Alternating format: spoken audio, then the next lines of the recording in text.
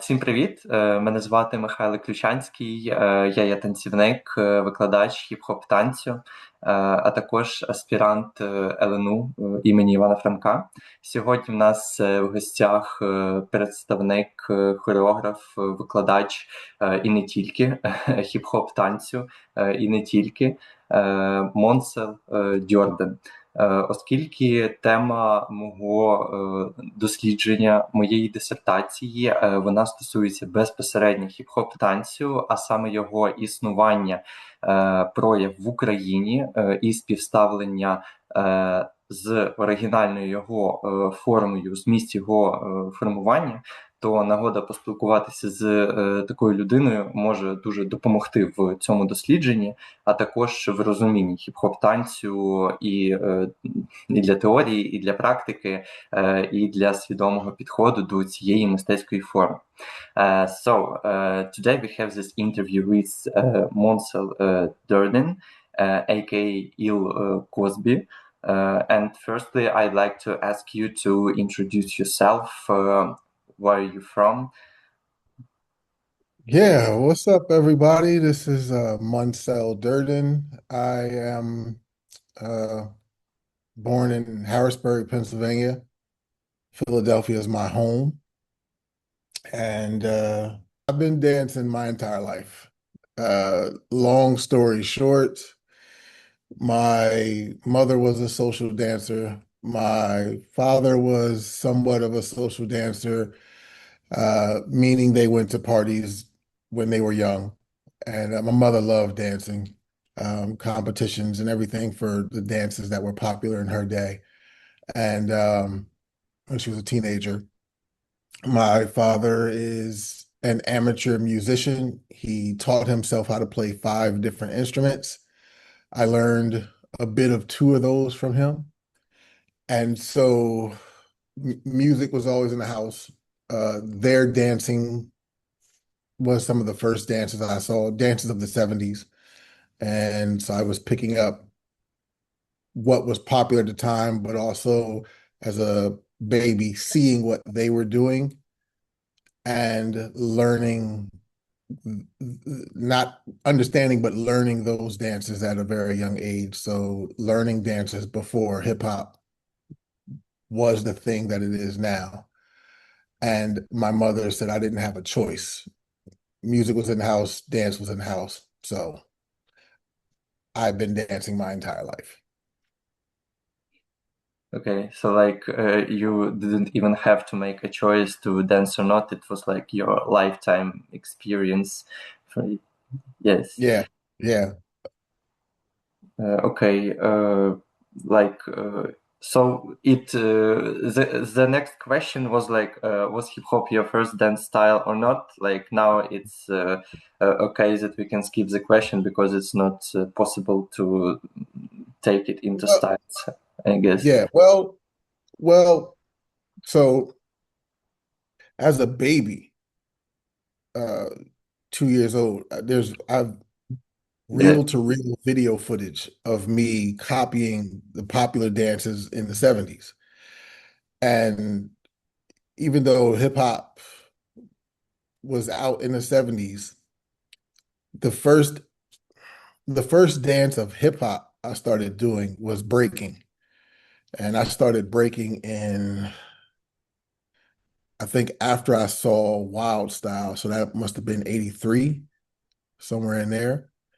And but before then, in the 70s, in the mid and late 70s, I was going to roller skating rinks, dancing on roller skates.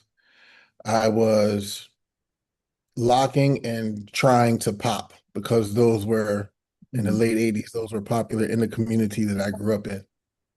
And so of that funk era, locking and popping were the first dances I was learning.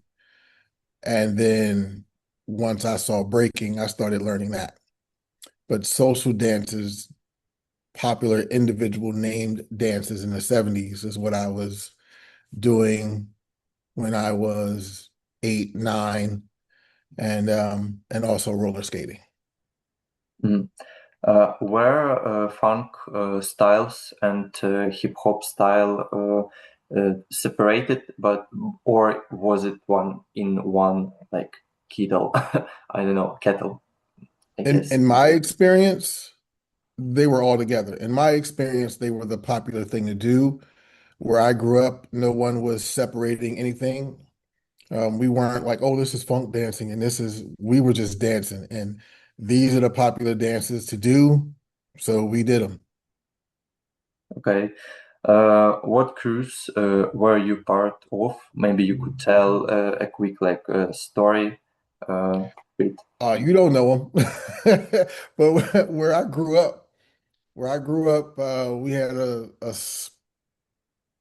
we had a crew of up to about 25 people. Mhm. I think somewhere in there. Somewhere between 15 to 25 people. Uh, Men and women. Some of us was in high school, some of us were out of high school. We were the best dancers in the city I grew up in. And that we called ourselves United House of Colors. This was based on the Benetton ad that was very popular at the time. Um, Benetton had this ad, the United, I think it was United House of Colors or something they had like that. House of Colors, something. And that's what we decided our crew to be because there were, yeah, everybody, Italian kids, black kids, put like everybody. And people from New York was in the crew, people from Harrisburg, people from Philly, people from Lancaster. Like we were all living in this Harrisburg, but we were all from different places and came from different cultures. Mhm. So we thought, hey, United House of Colors. And then when me and two other friends started opening up for rap acts and R&B acts in Harrisburg, uh, we called ourselves, what was the name of the crew? Was it NFC? NSC, No Self Control, which is a really strange name. But, but yeah, we were out of control. And that became the crew. And I'll tell you a funny story. The night we opened up for Kwame, the rapper Kwame, Mhm. after the show, there was a local club called Time Out, and that's where everybody went to. This It's a really small venue, but we all went there. We went there, and Kwame's dancers and Peekaboo was dancing for Kwame at the time, and also we opened up for Steezo was in that show. We opened up for Kwame, Sweet Tea, and Steezo on that show. These are older rappers. Kwame is still pretty active. Unfortunately, Steezo, I believe, is no longer with us, and Sweet Tea is still around. But I forget what year this was. And probably 89, 90, something like that. And after the show, we're in this club, Time Out, and we get into a battle. Now, one of our me and one of the other dancers, Break, were from Harrisburg. Another dancer, Henny, was from New York. And so we get into this battle with Peekaboo and Steezo. But Peekaboo is like, I'm gonna let Steezo handle this. It's light work. And from my perspective, Steezo ripped us apart. Like we wasn't ready. But my boy was like, he don't give up. He just kept going. He just kept going. But I conceded like I'm not ready for that. Like he won. So it was a fun night. And we actually became really good friends with A Sharp, who used to also was a part of Kwame's group. A sharp. Uh, A Sharp was a member of Kwame's uh, group, and he wasn't a dancer, but we became friends. He's no longer with us, I believe, but we became good friends. And when they were on the NWA tour, we hung out. So we got to rock the stage with NWA in 1989 in Philadelphia. We went to hang out with them when they were in Baltimore. So they were in the area. We became friends with a lot of rappers in the game at that time. And so when they were on the tour, we got to hang out with them and meet up with them in whatever city they were in. So it was a cool time. So like cruise, uh, it wasn't just a thing for fun. I guess it was quite a serious group, quite formal group, or was it just like for having fun time, or did That's you fun. have? Go ahead. I'm Sorry? sorry. Go ahead. Continue. I'm sorry. I cut I you mean, off. was were cruise like more of a friendship dancing things, or was it like some deals or presenting like a city or a district? How serious did you take the name of cruise? Well, I can only speak for mine. We were just friends, and we created a crew, so we just danced for fun. We wasn't representing Harrisburg or representing Philly or representing we no. And the opportunity to perform and get paid presented itself, and so why not? We're young. You're going to pay us for doing something that we love to do. Yeah, let's go. And that was it. It was just we're all friends, so we didn't. I don't think one of us, Mike, actually, I have a picture of it somewhere. Got a jacket made with the initials on the back of his jacket. But it wasn't something that we were like repping this whole thing and we had jackets and we didn't take it that far. We were just friends who hung out and danced well together and came up with a crew name, and that was it. So I guess there were crews like yours, more of informal type, and there were crews like I can mistake for example, Living of Color, the show. Mhm. Yes, and they had like this hip hop cruise. Was it like taken from cruise that already existed, or like directors took people from like rehearsals and combined them together, or was it like formed cruise already? Not for the again, I'm not from New York City. You had to talk to those crews. But at this time, a crew was a crew. You were all friends. There was no like nowadays you have these TV shows where they're makeshift crews, like, oh, we're going to come together and because we want to be in this performance. No, people were actually friends Mhm. and they formed crews. So it was just them. And Mop Top were friends. They knew each other. They hung out together. You didn't make a crew for them to be on television. They were already a crew. And then they got work. And that's IOU. It's a lot of dancers like that. They were friends. They hung out together, whether or not they were performing or not. These are my friends. And but I'm not sure about the women on In Living Color. I don't think that they were particularly a crew. I think that that may have been a job. I know a few of them. I would have to ask them. I don't know, but you would have to talk to them. But I know, like they had the Soul Brothers on In Living Color. That's an actual crew. They were friends from out here in California. So collectively, they got a job. They do a job. Okay. Nowadays, you have more people making a crew. Like it had this term super crew where you bring all the best people together and like but I'm like, but do y'all actually hang out? Are y'all actually friends? Or is this something you're doing just for this show or contest or something? Okay, that's interesting. I'd like to shift to the next question. You are now like a practitioner, a scientist, educator. Uh, can I ask you how like the switch this came? Like, did you decide to become a scientist? Like, because more of willing to explore the dance more, or was it more of a thing to share it with others, with the world?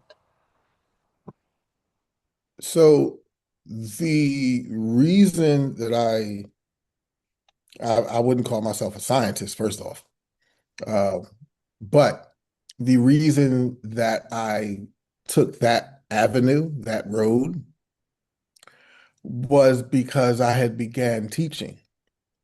And so in 98, I became an apprentice for a company called Rennie Harris Pure Movement in Philadelphia. I was an apprentice. I was learning. Princess? Apprenticed. It means someone who is learning under someone else. Oh, okay. Yeah. So uh, they had a 2-year apprenticeship. So before I could go on tour with them or do the choreography, I had to spend 2 years learning the choreography because this is a theater show. And they had been around since 92. And I got hired in 98.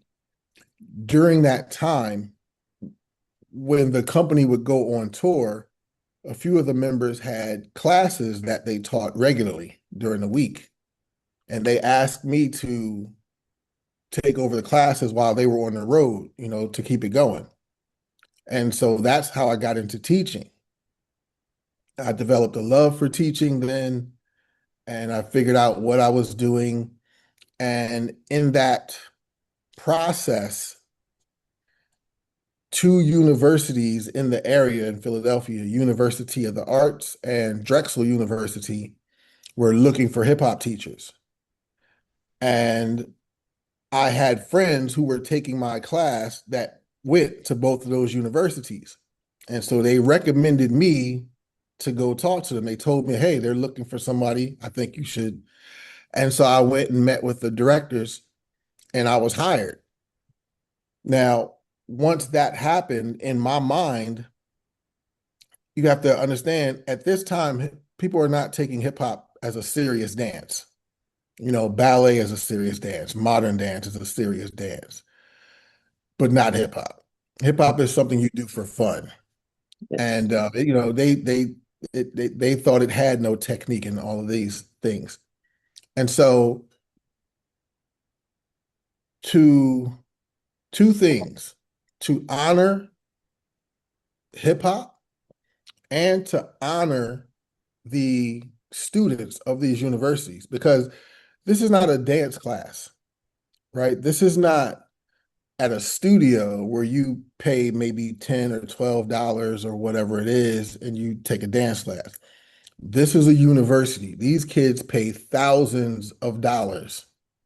And so my thought process was I need to go into this university with information and language and skill sets that are equal to the classes they're already taking.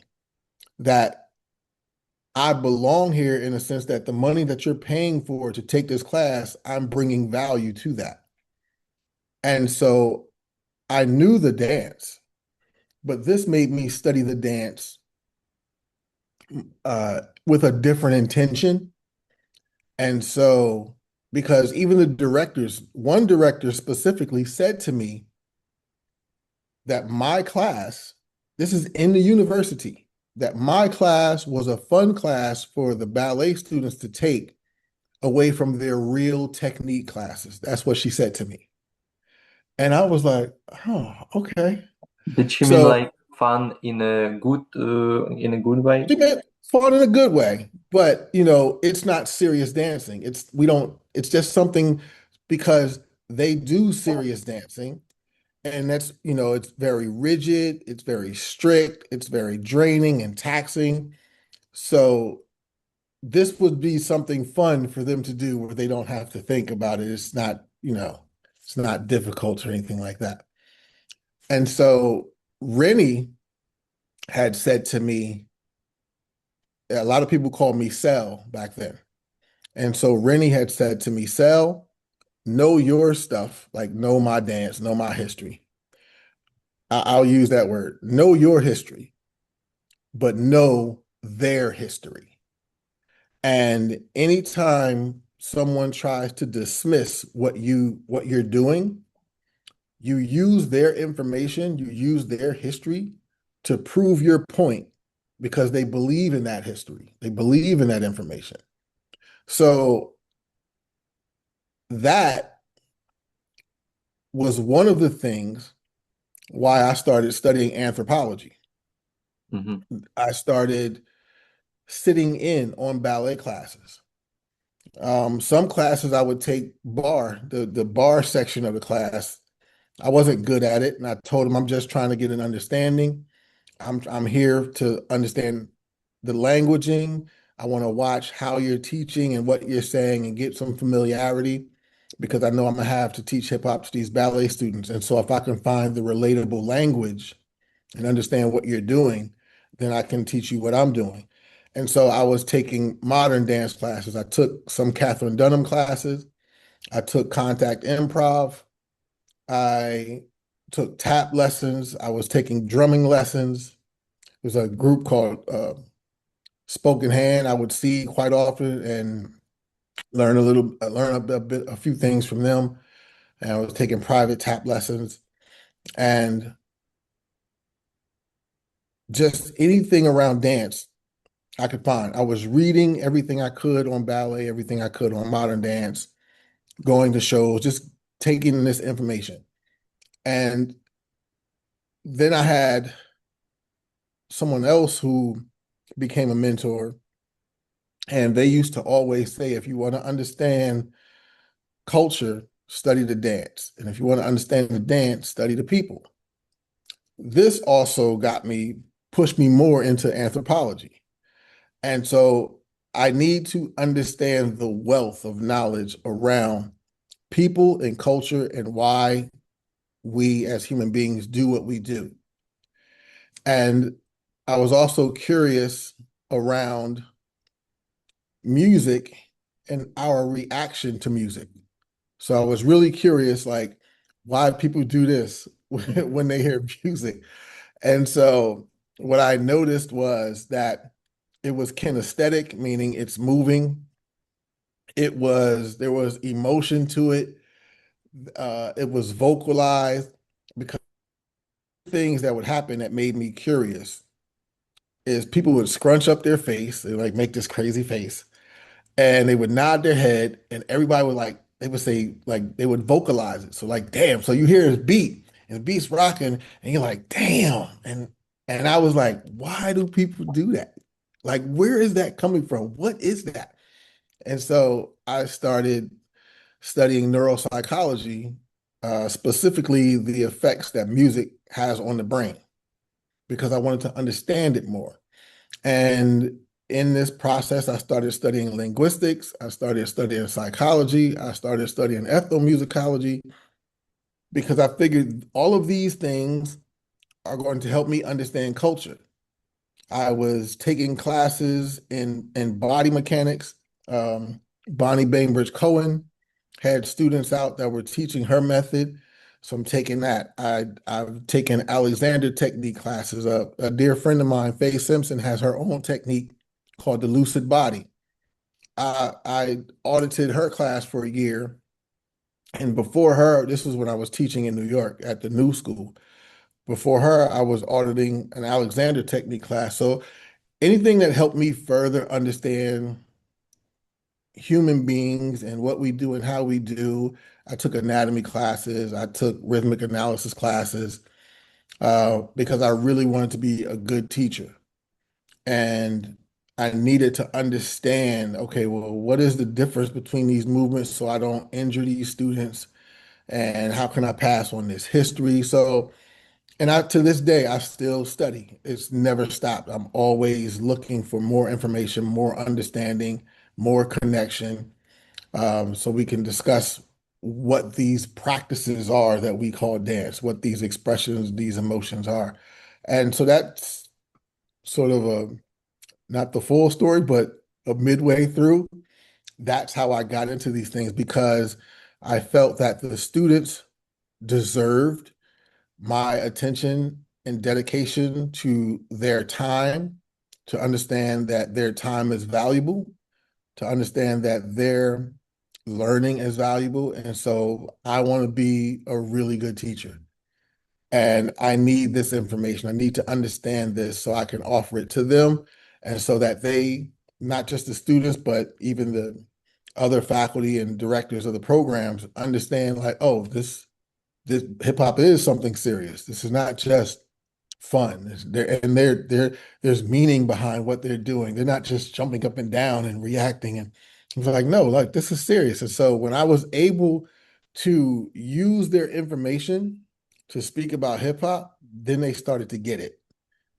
And so that sort of opened me up even more in terms of my knowledge and interest around the sciences, if you will. But I'm not a scientist. Okay, okay.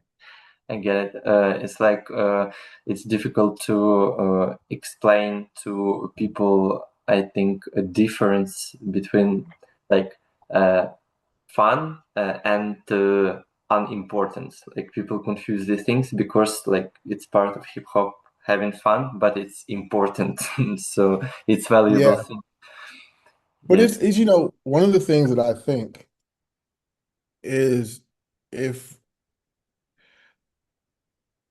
so, like in our particular situation right now, you're in Ukraine, I'm here. And so for the Ukrainian dancers to understand what this means beyond fun, beyond an activity, is that I would ask of you and others, well, what is important about your culture?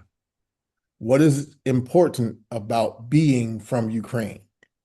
The food, the wedding tradition, the rituals, the folklore, the songs, the dances, the I might have said food, but the the food, like these festivals, like why does that have value and meaning?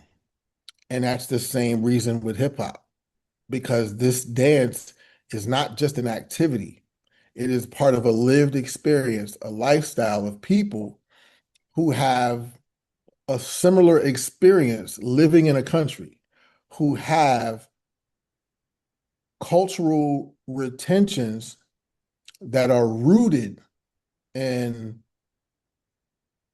a history and a heritage of being on this planet.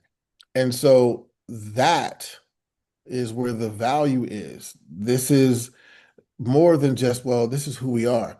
But yeah, this is how we think as human beings. This is how we express ourselves as human beings. This is how we respond to positive and negative situations.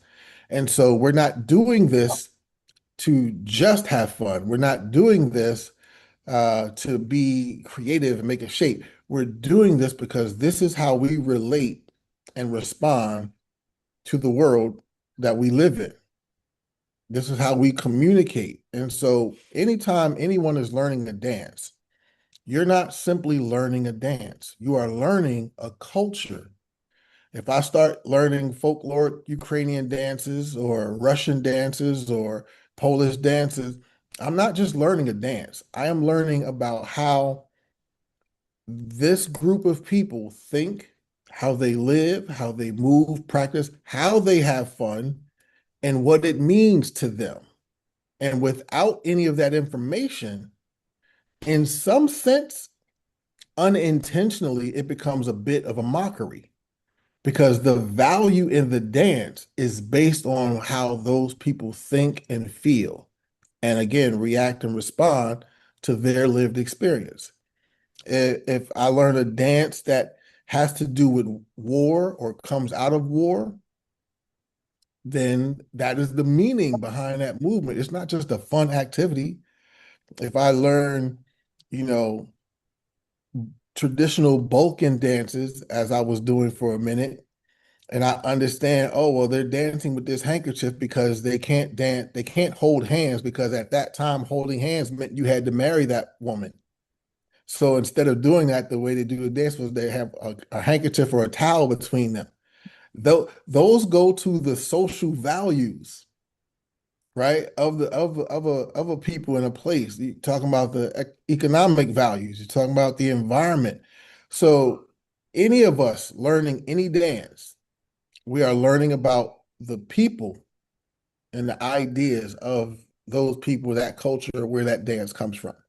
So it's always significant. It's always important, and we lose that understanding and growth of knowing who people are, where they come from, and instead of like, oh, I need this for a battle and there's a competition and I want to win. No, that's you're dancing for the wrong reason. If you're trying to dance to win a battle, you have missed the point. You are dancing for the wrong reasons.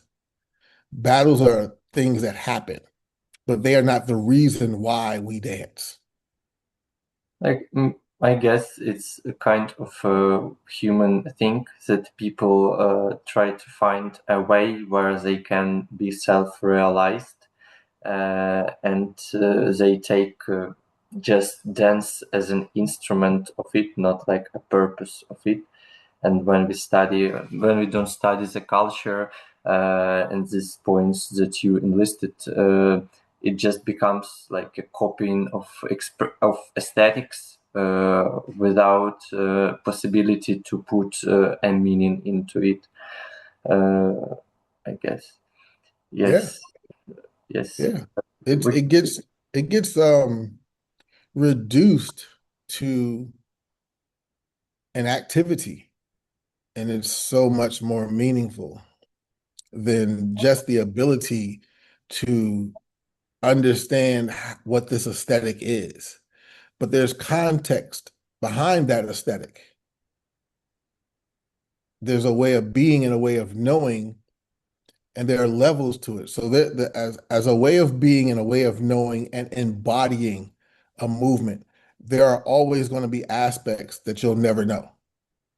I can study African dance until I'm, one of the best received African dancers, and I'm saying it generally because I'm not picking any specific dance from that continent, but I still don't know what it feels like to be an African living in Africa. That alone impacts and has so much information as to how this dance is done. I could learn how to do light feet, but I have no idea what it means to be a Chicagoan in Chicago, living under the turmoil that Chicago goes through, the racism, the gang violence. I don't, so I'm not expressing that they can express when they, not light feet, I'm sorry, Chicago footwork. I don't know what it feels like to be from Chicago, to live in Chicago, to endure the gang violence and the racism. So if I start dancing Chicago footwork, I'm just dancing mechanically what the step is. But when they do it, the imprint of and information of their lived experience is what I'm seeing. And I could say the same for Light Feet. I didn't live in Harlem. I've been to Harlem many times, but those are aspects none of us will get, no matter where you are. I will never know what it feels like to be from Ukraine, and you all are negotiating and navigating this war and how to be who you are and clinging to the arts as ways to express yourself.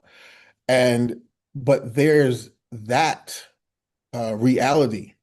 Whether you're doing traditional Ukrainian dances or hip hop doesn't matter. But that lived experience, I don't understand. I will never understand what it feels like to be a Ukrainian person. And so there are always elements and layers to any dance practice that we'll never get. We'll copy as best we can, but there's information that's why it comes from those people, and this is what it means. And so again, you're learning culture. You're learning to understand who people are and where they come from and why they do what they do, as well as how they do what they do. okay, it's important just to affirm this thought in the moment, and not like not to try like our best to be like a copy of originator, because it's just impossible. Like Yeah, you you just never. embrace your embrace your life like that. Yeah, yeah. Because see, in I think when we're learning these dances, we have to keep in mind that I grew up in the area that I grew up in, understanding life from a particular way. You grew up where you grew up, understanding life in a particular way. And you don't lose that information. So your approach to let's say, an outside dance, a different cultural dance, your approach to that is still going to be informed by your lived experience, how you understand the world. That's always going to be a part of it. So I think these are some of the conversations that in hip hop people are trying to have or are figuring out, because there's this expectation, oh, well, we're all doing hip hop. Yeah, but we all don't have the same reverence, the same respect for it. We all don't have the same ideology. I know there are things that we say, okay, well, we all might agree that, peace, love, unity, and having fun. We might all agree with that. But that's not even that's something that became a hip hop thing. Peace, love, unity, and having fun actually came from the Ghetto Brothers. And you have to think, you have to ask the question, what is happening in society that anyone is calling for peace, love, unity, and having fun? What is happening in society that we need that's the call? And that phrase, to my knowledge, came from the Ghetto Brothers. Yellow Benji of the Ghetto Brothers said this, and they were fighting against the gangs. So they're like, stop, we're fighting each other. Society is kicking our butts. So we need to have peace, love, unity, and having like so that right there's an understanding of why that is necessary. But for the hip hop, it's just a phrase. Now, a meaningful phrase, we should come together, but it still lacks context when you don't know why. Why did people need peace, love, unity, and having fun? Because their gang wars are going on a daily. But that information is really important to what is happening, what we're actually doing. And I don't think people realize that if an as other multiple cultures, that this thing is global, people are bringing to it how they were raised, how they think about life, and so on, how what respect means to them in their communities, how things get passed down. They're bringing that with them. You don't shed that information just because you're learning this dance. You see that dance through that information. And while at the same time you're trying to learn about that dance's information, then there's a negotiation of how you were raised and how they were raised. And so we're learning it. We're pulling this activity out of a cultural experience that lacks the proper context. And we're in this space of trying to figure it out. Any of us that are learning a different culture's dance. Yes, that's a kind of topic like for a whole interview, I guess. Yeah, it is. Yeah, yes. So, like, could we go specifically into some like hip hop story? Could you tell us what hip hop dance is? How, when, why it emerged? Uh, these questions, I know they are quite like common. A lot of people gave a response to them, but why I'm asking, because in our time, like, there is a lot of information from different people, and sometimes the information is layered up, and sometimes you don't know what is can be like truth, or is it kind of imagination. So I'd like you to ask this questions from your perspective. Yeah, my perspective is the key. You will definitely hear different perspectives depending on who you ask and where they're from. For me, for me, what is hip hop dance? It is a way of moving, expressing oneself to hip hop music.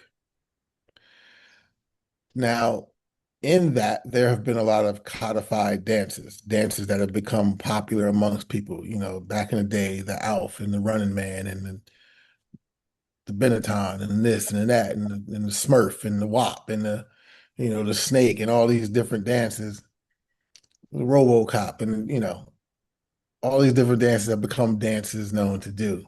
But they were just ways of people expressing themselves to the music. The only reason it's labeled hip hop is because the music is referred to as hip hop music, which is also, again, a common practice throughout the African diaspora. You know, there are African dances like the Durumba, which is named after the Durumba drum. And so usually in many times, quite often, whatever the music is called, the dance is then called. The music is the reason that you're dancing. And it doesn't happen all the time, but jazz music, jazz dancing, right? House music, house dancing. Hip hop music, hip hop dancing. Now, again, it doesn't always happen because when you think about funk music and soul music, it wasn't categorized as funk dancing. Now, later, as a funk category, people put, and I think it was Poppin' Pete, they put the idea of funk relating to popping and locking and, those dances that were done around there. But it wasn't a common term of like, well, these are funk dances and these are soul dances. Because even when you look at breaking, they were dancing to funk, soul, rock and roll. They were dancing to all that. The breaks are coming from all of that.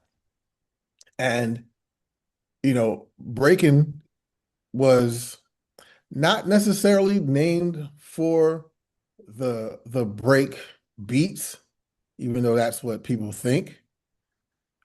Herc in the 70s, I have five cousins from New York.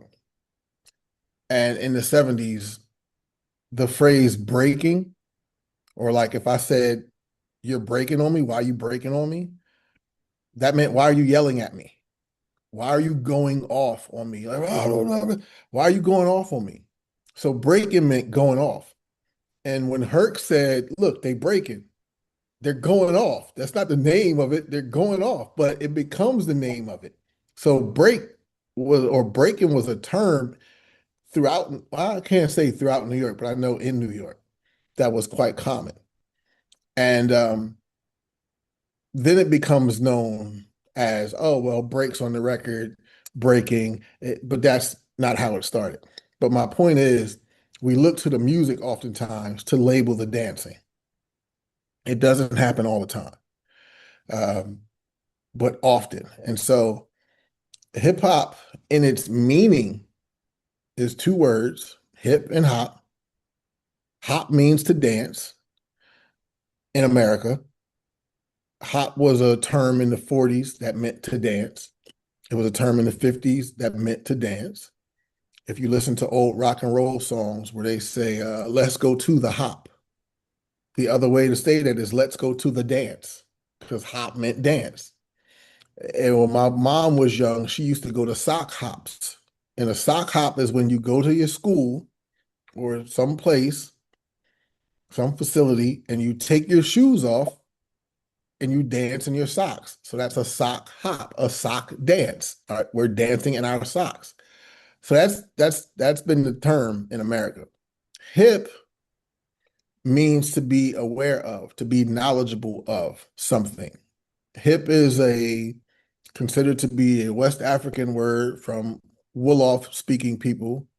Wolof is a phonetic language, so no one really knows how it's spelt.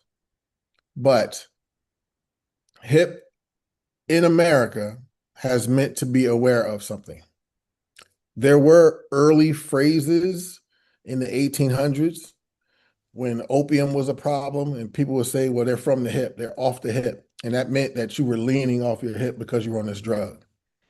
But when you get into the 30s and 40s, HEP, HEP, meant to be knowledgeable, to be aware of. So in the jazz era, they would say you're a hep cat, meaning you know what's going on. You're a cool cat. You're informed. You know what fashion is in style. You know what band is hot, what record is hot. You know the best places to go eat. You know the best clubs to go to because you're a hipster. You know what's going on. In the 60s and 70s, hep meant hip with an I meant the same thing. So the jazz era spelled hip or hep, HEP, and then later they spelled it HIP. And they mean the same thing, to be knowledgeable of something's going on. So in the space of hip hop, one might say it is being knowledgeable or being aware of whatever, and you're coming together. It may not just be about dance, but you're coming together in some form or fashion, maybe for celebration or conversation, whatever that is. And so it's that. But the dance, for me, if they to distinguish what's hip hop dance, I would say breaking, and then I would say party dances. And for me, party dances extends from the 80s up until Light Feet, because Light Feet pulls from what was happening in the 80s in terms of its structure. I don't think everything else is hip hop. Mm. I wouldn't, and I'm not a crumper, but I wouldn't consider crumping hip hop. I wouldn't consider Chicago footwork hip hop. I wouldn't consider bone breaking or turfing or any of these other dances hip hop. But I'm not known in those communities doing those dances, so they may have a different perspective. And I'm not saying that it shouldn't be. I think collectively there may be this umbrella thing, but I also think that there should be space for those dances to have their own light. You can't just throw everything under hip hop, everything under one thing, because if you did that, then everything that's hip hop is basically jazz dancing. But it's a new generation, it's a new community, it's a new way of moving. Light Feet kids have told me they have their own music that they like to dance to. Detroit Jit is Detroit Jit. I wouldn't call it hip hop. They dance to techno. So I think you have to allow next generations or other communities to bring forth their dances and see what's new. You can't make everything hip hop. Mhm. Then it becomes, well, then what is hip hop? Because you have all these new dancers like, no, they are their dancers. They don't dance to hip hop music a lot of times. Not that they can't. Pop and Pete can dance to classical music. Does that make classical music a funk? No, it's classical music. It's just that he can do this dance to this other music. So it doesn't mean a jitter can't jit to hip hop music, but the music they use is techno. Chicago footwork is Chicago house, true house music, not disco. I know that's another conversation. New York is, I'm like, that's disco. That's not house. It wasn't called house. It's disco music, and it's coming from disco. The stuff Larry Levan played was disco. Like, you don't get house music until the cats in Chicago start making music. Then you have house music. But all the stuff that Knuckles was playing before that and Larry and all of New York, that's disco. And that's not even disco. It's actually R&B, but it got labeled disco because it was popular music to dance to in discotheques, what are now clubs.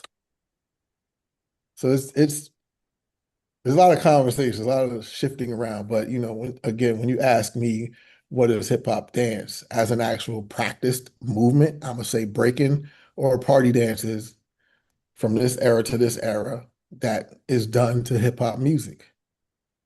And again, it doesn't mean you can't do those dances to other kinds of music, but this music is the kind of, this is the movement that we do to this music, if that makes sense. And that can Okay. be debated. People might debate me on that. That's fine too. Yeah, it's interesting like conversation because sometimes it comes to a confusion. I was going to have like a couple of next questions, but they are uh, quite relevant to this one, so I'll try to rephrase them. Like I'd like to ask about those styles. Why confusion comes. Like there's a definition, like your definition, and like mob top cruise members like give it like kind of similar that hip hop dance is a dance done to hip hop music, and for example, when we talk about even the new school dictionary, this long video with link to the stretch, they've shown like this kinds of dances like walk it out, for example. Mhm. uh, I've seen in your book there was SpongeBob, Wu-Tang, Link Shaft, Mhm. like Dagi, and this there is also like a hyphy movement, and mm, like musicians themselves, they consider themselves like hip hop musicians. Like it's a hyphy, but it's like in a hip hop category, genre, in a hip hop genre, I guess. And mm, it's so it's like confusing because I guess there should be like so it is hip hop, but it is under different subgenres of hip hop, and so, confusion comes from that. Like, should we call it hip hop or not? Uh, Different sound. There is different sound in this subgenre. So, is it relevant? Is it wrong to uh, perform these dances? Like, for example, when we dance dagi to old school hip hop or to crunk music. Uh, yes, like I don't know if it's a if it's a question, but I I let mean, you speak. I mean, it's curious for sure. You know, Atlanta has their dances. The South has their dances, and they have the kind of music that they dance it to. You know, New Orleans has bounce music, and they have their dances. We don't live in those environments, but we end up learning those dances. Now, whether or not we dance them to the music that they dance them to, that's a question.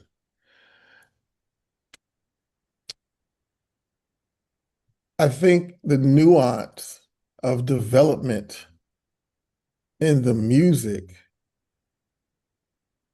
is the sound develops. The culture is the sense of the culture is malleable in in the meaning that it grows, right?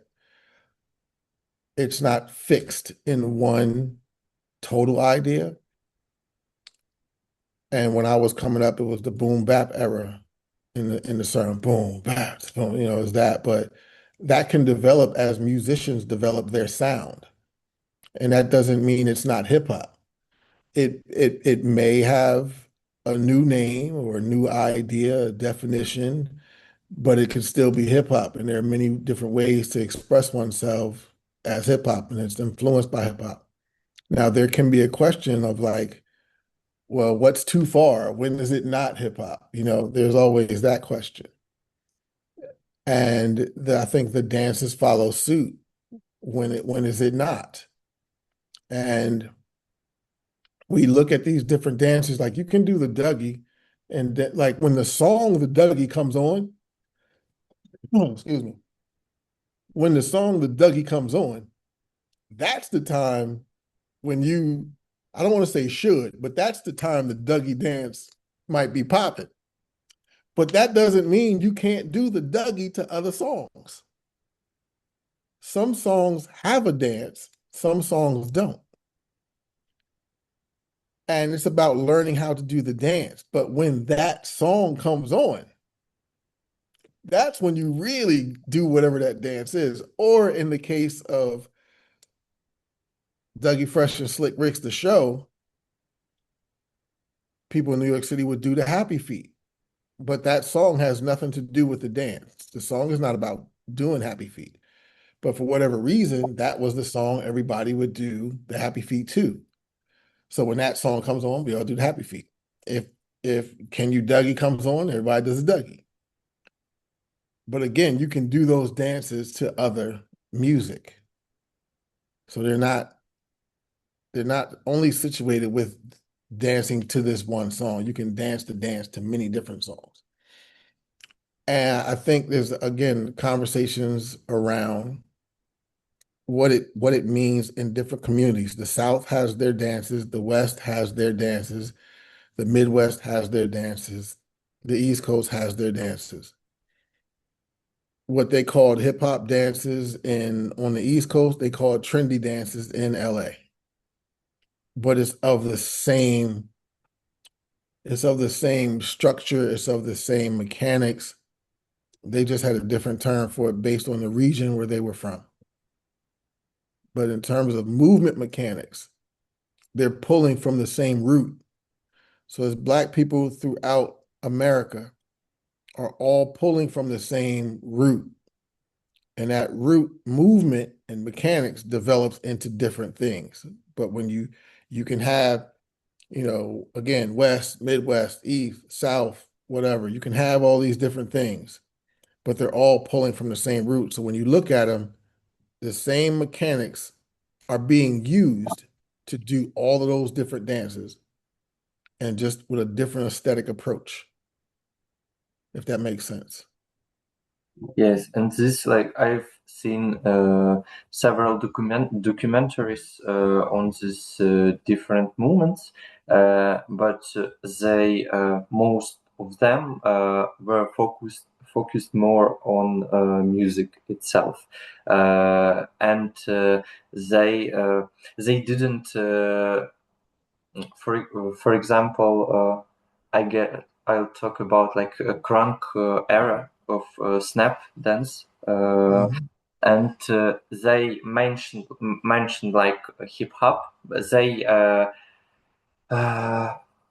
mostly focus on a word like crunk or snap, but they put themselves into like they're doing hip hop. Like it's not like a question for them, but it's not an important thing to. Sorry, forgot this word to accent on it. Okay, the dance on the music. I mean to punctuate, to accent that they are hip hop. So it's like Okay. a natural thing. They don't concentrate on it, but they call themselves like, for example, like this Dagi movement. So Dallas, I'm sorry, Dallas movement. Like they say like hip hop couple of times, but it's a Dallas boogie thing. Like we don't dance with boogie like that. Yeah. It's why confusion, because when you see, for example, in different competitions this different vocabulary, and you try to make for example like choreography, or you practice freestyle, sometimes you like the dance, but the music can be different, and especially in a battle area. For example, music is not to all of these genres of hip hop, but people use different vocabulary of it. And you when you also teach, like, is it how to categorize it, how to say this wrong, this is right, and can like groove of the dances be universal? I mean, can be applied to different kinds of music, like one step, different kinds of music. So this kind of that. Well, again, you have to go to those areas. That's what I'm saying. Like the internet is doing the one of the bad things about the internet is people see something and think they're ready to do it. You're not from Dallas. You're not from Atlanta. You're not from Philly. You're not from Chicago. They understand what they're doing and they named it what they named it because that's what it is for them. So it doesn't, crunk could just be crunk. And we could be like, well, it looks like hip hop. Yeah, but they don't call it hip hop. They call it crunk. It just is what it is. There is no, well, explain to me. No, you just don't get it. You're not from here.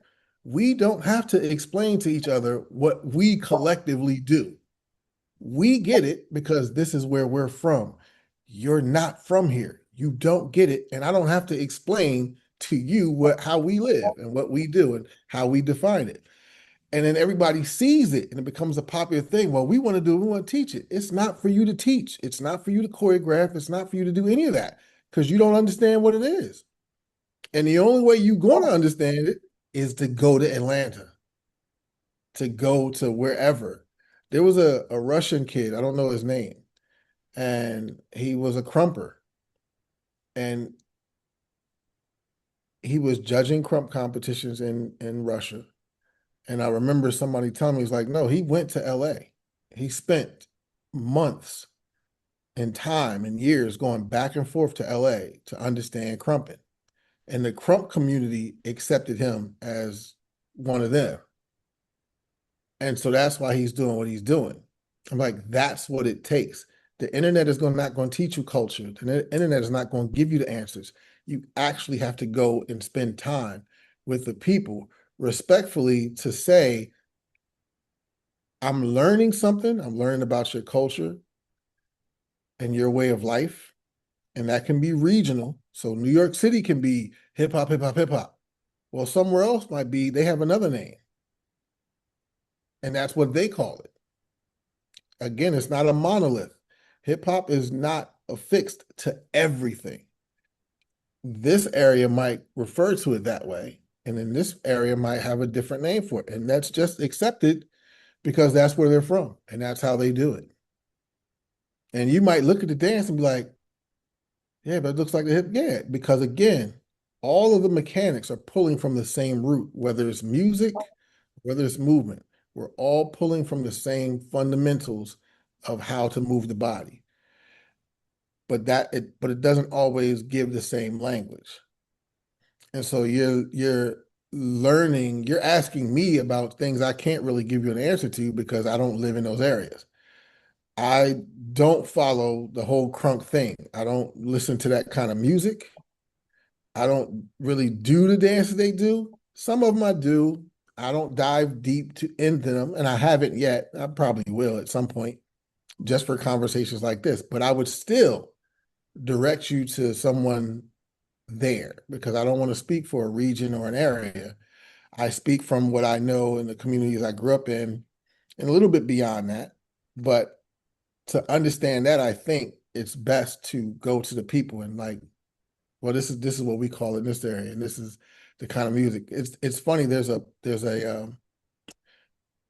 post circulating around Instagram of I don't even know if he's a rapper, but it's a gentleman, and he's talking about lean the song and dance, lean with it, rock with it, and he's saying while everybody else is like lean with it, rock like they're doing all these dances, he's like, no, that's a reference to drugs.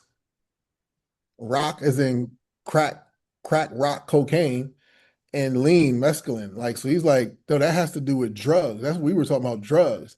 But everybody else was like, oh, it's a dance. But sorry, I Because live near they a fire danced station. in the video, like in the MV. Yeah, it's a for what this person is saying. he's saying lean with it, rock with it. The song is a reference to drugs, to drug use, which is interesting because a lot of songs out of certain parts of the South are about drugs, right? And so I had never heard that before, but this thing is going. I was like, wow, that's interesting. I don't know if it's true. I don't know if it's his perspective or if that's generally as a whole, people in that time period from that area, if that's what they all thought, and the rest of us just thought it was a song and it was a dance.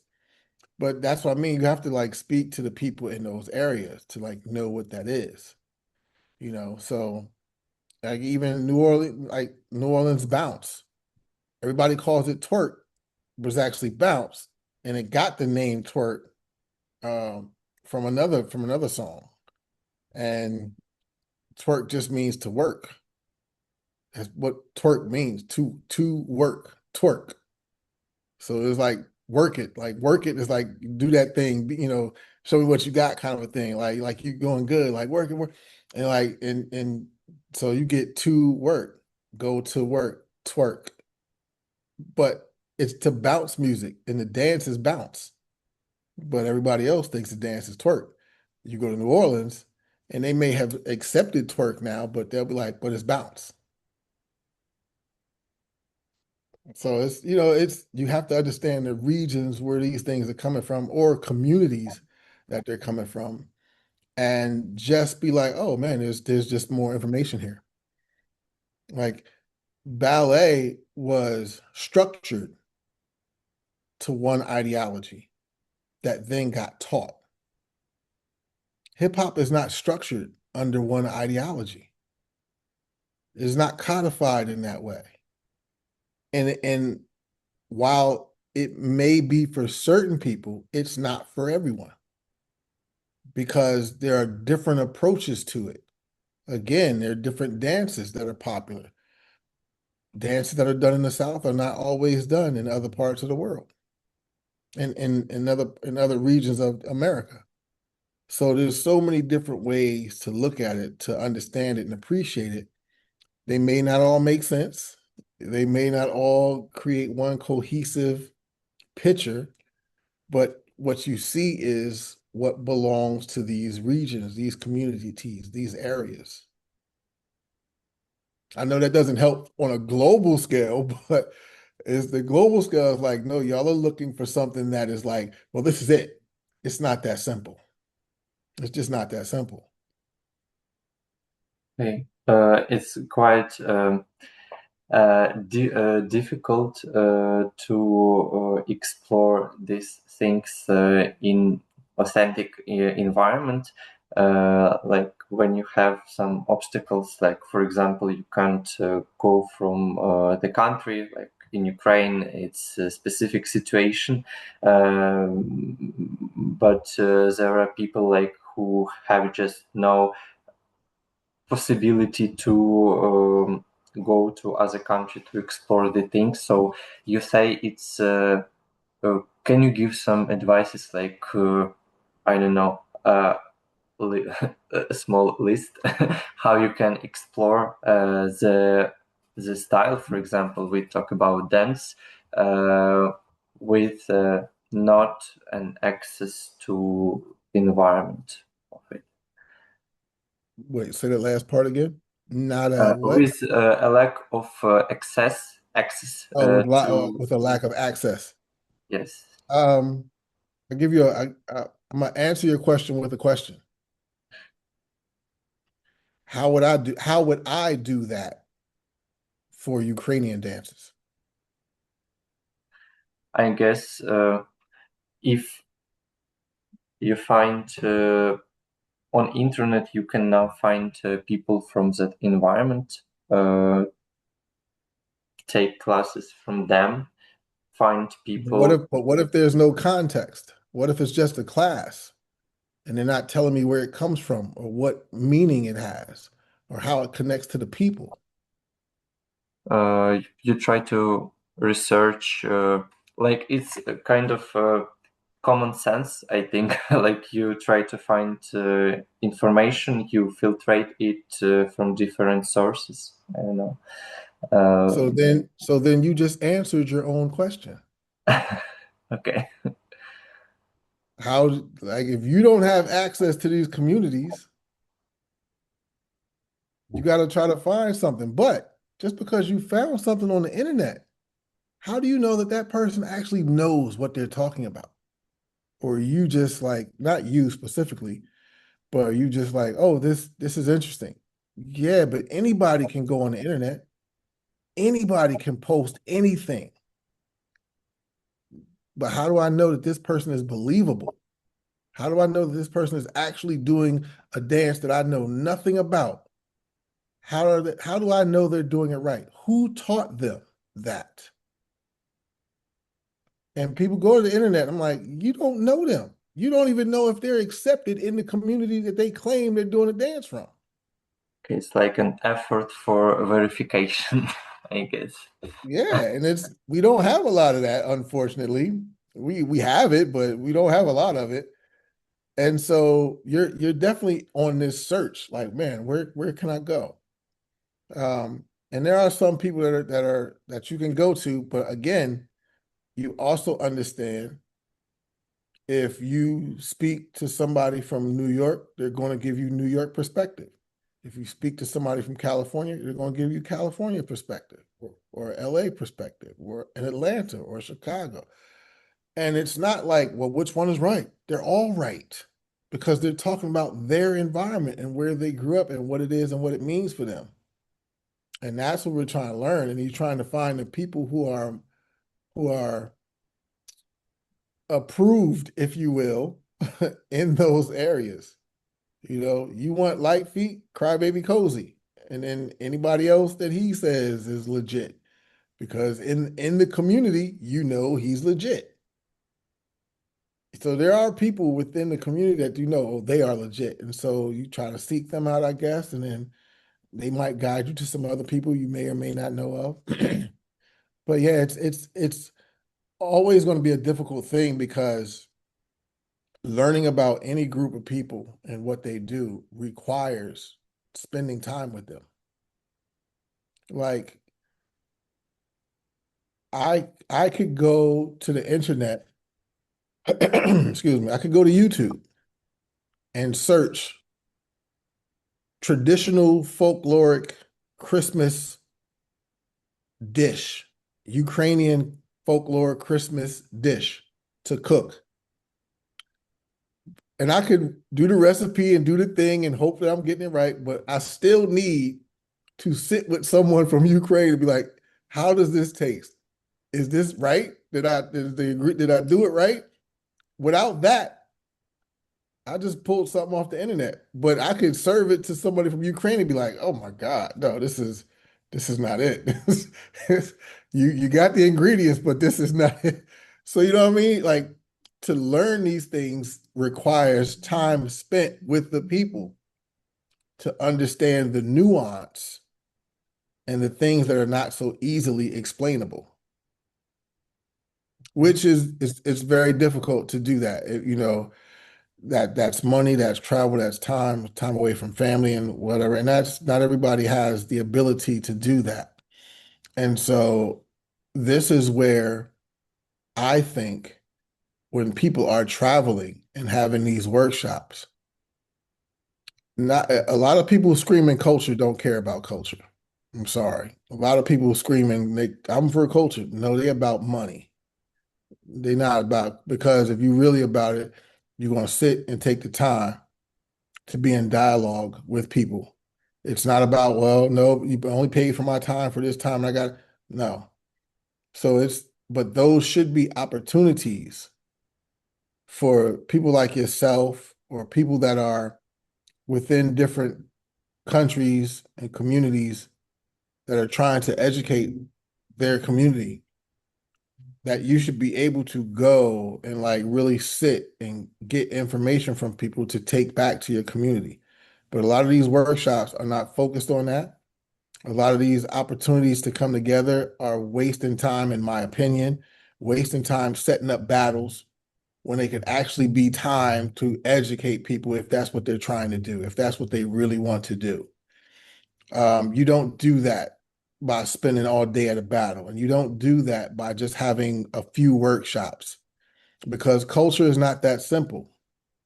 It's not sound bites. It actually takes time to sit with people and not just give them what you do, but also understand what they do and how they think so that then we can start to build this process of understanding.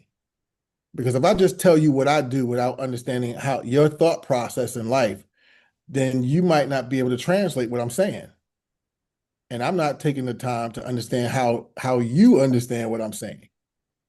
So the bridging is like we need to be in conversation, even if it's doing stuff like you're doing right now with the two of us, being in dialogue via internet and trying to talk through some things. This is not movement wise, but it's information, which starts to help. And it gives us time to think about things. This is very important because it's again, we are studying culture. And if how old are you? 25. You're 25.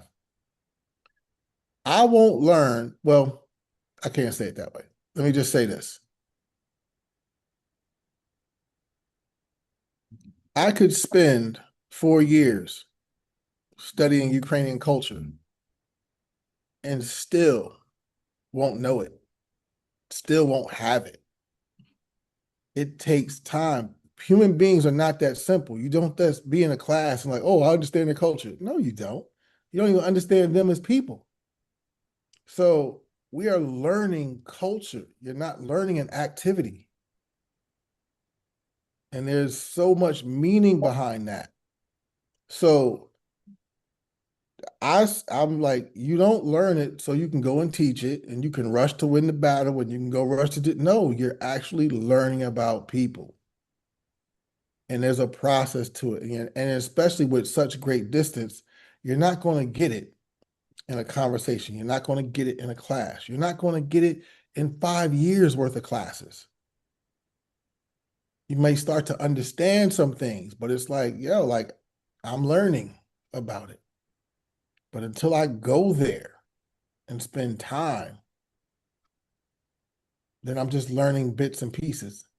And I continue to learn. And whenever I have the opportunity to go there, I'm like, oh man, like I've now had time to understand about the struggles and about the triumphs and about the style of dress and the ideology and why that is a thing and then how all of that stuff shows up in the movement.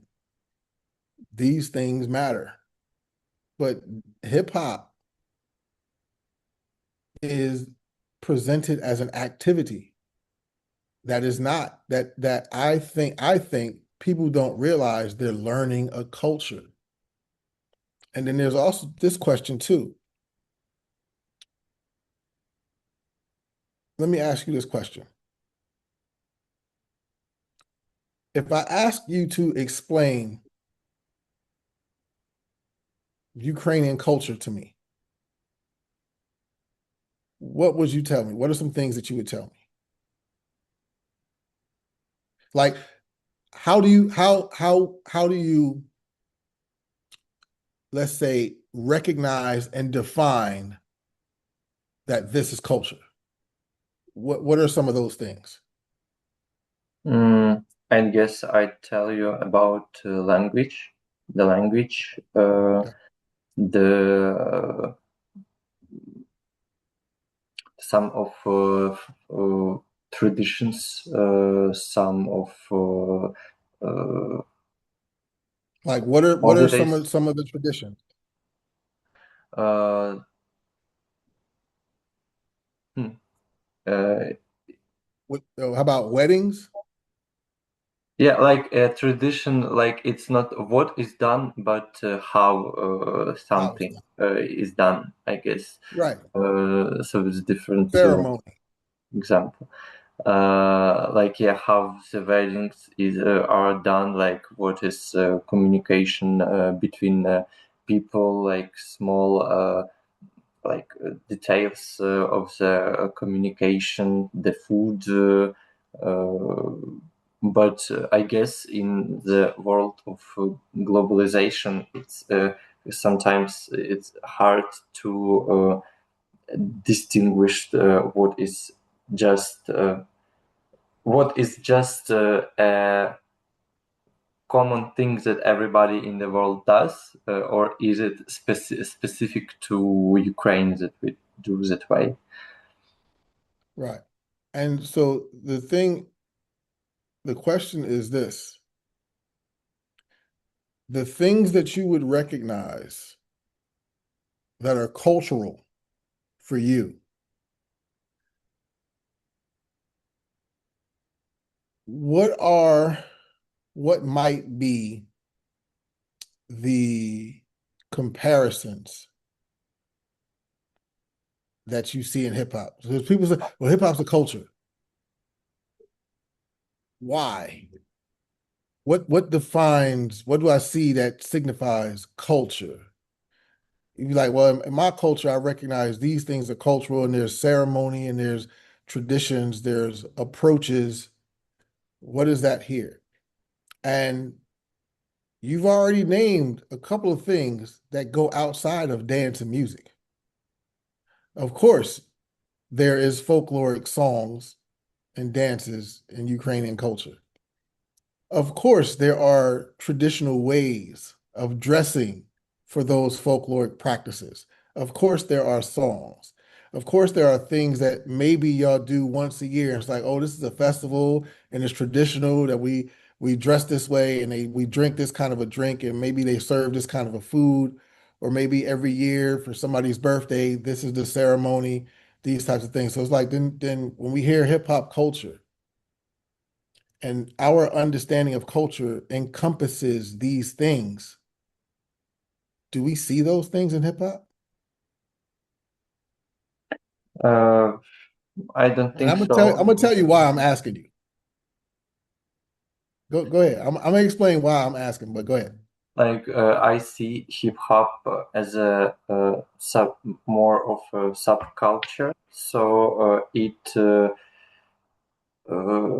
involves the things that people from the culture, which is like I guess more general on a bigger scale, that it I forgot some English words. I'm sorry. It's all right. Uh, It's all right. yeah, it just takes everything. It takes a lot of things from the higher culture of, for example, like black people, Latino people. Mm, So like a primary culture and then the subculture. I'm And sorry, the sub I just take the word for myself. all right. Well, Absorbs. It absorb, absorbs. yeah. Yeah. Yeah. So yeah, so the primary culture, the subculture is pulling, absorbing from the primary culture and creating this thing. And so the reason I ask you that is because of the nuance. Sometimes I wonder, and even for people here, if they understand the deep rooted structure of that primary culture. So it's like hip hop is often presented as an activity. Oh, it's this dance. And so when he was like, well, it's history. Well, I don't want to learn the history. Why I gotta learn that? I just want to do the dance. Yeah, but the dance comes out of the history. It's expressed because of these things of the lived experience. And so I wonder sometimes if not for you, but I wonder sometimes if people, the ways in which they view their culture, if they view hip hop in the same way, or is hip hop just some activity? And oftentimes I've been in conversation with people like, I don't like my culture. If this, those dances are old and we don't do those dances anymore and we don't listen to that music anymore. And hip hop is now and it's moving fast. And hip hop doesn't seem to be something that's connected to the past, but it is. And it's understanding that connection that allows for the newness that happens.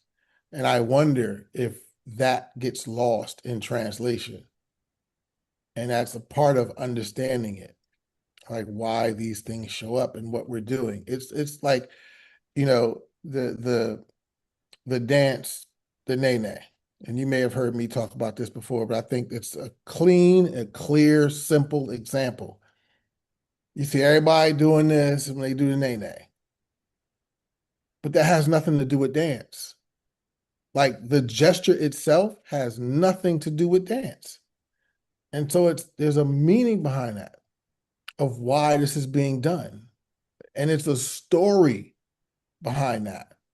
Um, can't think of the comedian's name. It's Derek Fox, I believe. Derek Fox is a comedian from New Jersey. And at the end of his sets, he would do this characterization of a girl named, I think Shanae. her name was, no, Chandra or something like that. Mm. Martin Lawrence saw his set, and Martin came up with his own character called Shanae. And then another group of kids in Atlanta came up with a dance that they called the Nene. But the gesture means talk to the hand. That has nothing to do with dance. And that was a popular phrase in the 90s in Black communities. So it's understand people thought, oh, it's just a dance. It's not a dance. That has nothing to do with dance. Dances, no matter what culture you're in, dances come from our lived experiences and they come from our gestural practices. Dudumba is named after a drum, but Dudumba means the dance of the strong ones. It's a dance that tribe of people did before they went to war.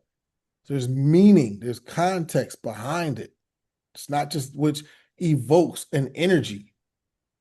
Talk to the hand is like, shut up. I ain't trying to hear you right now. Like back, like, no, stop talking. Like, I ain't trying to hear that. And it could be serious or it could be funny. Usually it's kind of funny. But what I'm saying is there's meaning behind all this stuff. And hip hop is often presented as something that is not serious, has no technique, has no context.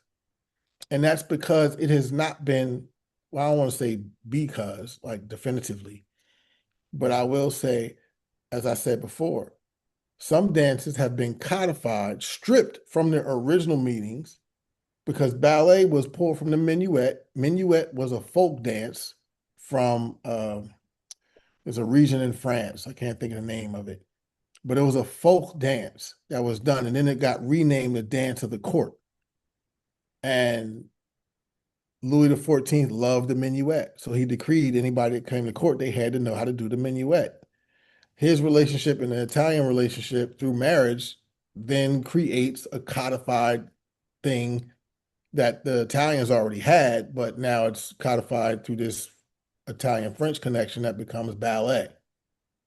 And it pulls gestures and movements from these social dances that are now their own thing that have nothing to do with the social dances. Hip hop to me is often presented as something that has nothing to do with the context. It's just a thing. And so while people learn how to do the thing, they never or rarely ever learn the meaning behind the thing.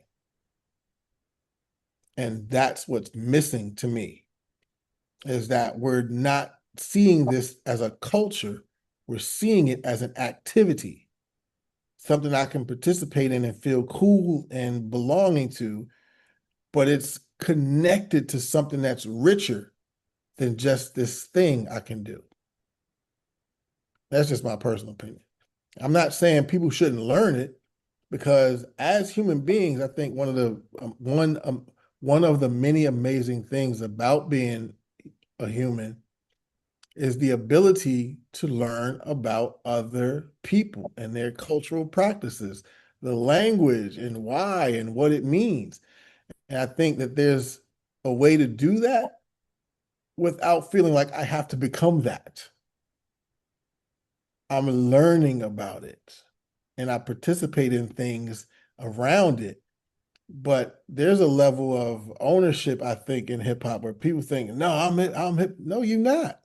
You participating in something, because I can name a bunch of things. I bet you can't tell me the background of it because it's not your lived experience. The same way I couldn't tell you about your Polish or Russian or Ukrainian background. I'm like, I'm learning some stuff, but the culture is not mine. I don't come from that environment, but I like it, and I'm learning about it, and I'm learning, and I want to share with other people who are learning it, and that I still sort of uphold the value of where I'm getting it from. These are like many of the conversations around hip hop being globalized because those aspects are being forgotten, I think, or not understood, and that's where all the controversy and conversation comes from because we might not be looking at it as a cultural practice that has meaning.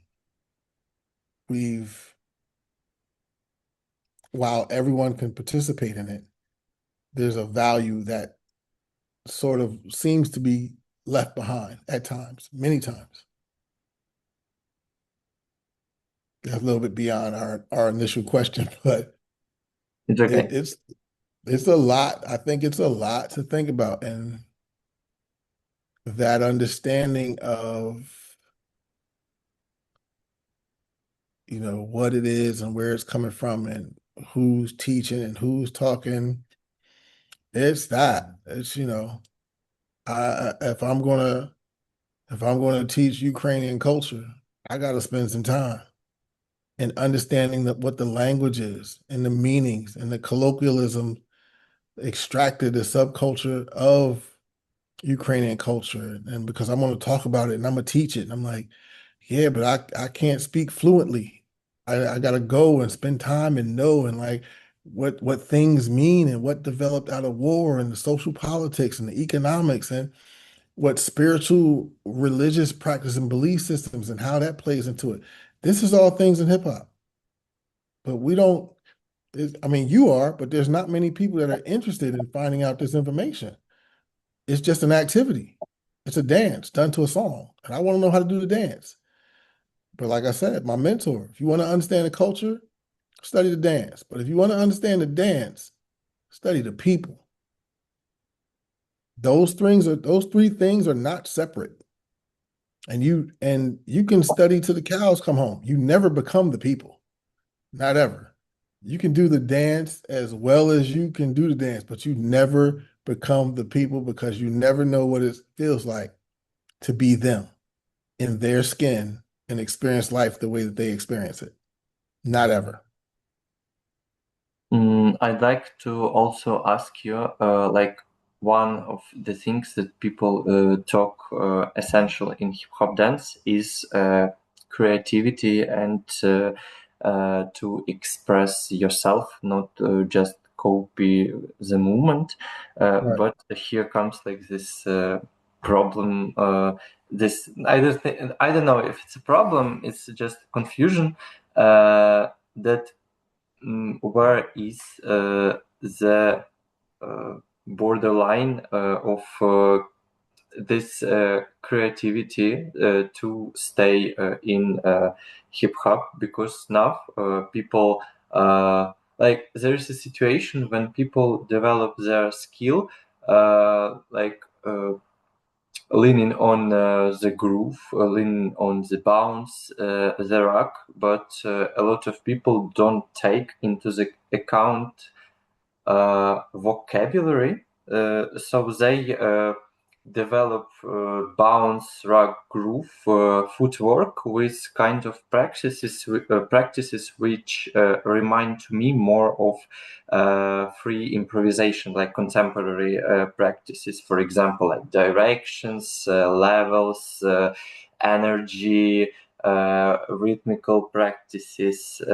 Is it possible to develop your hip hop dance, or like it's important like all these aspects including vocabulary into your dance? Because a lot of people don't study like basic steps like vocabulary, like nene, walk it out, running man, or they take them but they decompose them and give a lot of time on one step and build their freestyle on more of technique. In technique, I mean bounce, for example, like it's a technique, not just a movement, like when you do everything with bounce, like or rock or like that. This question. Um,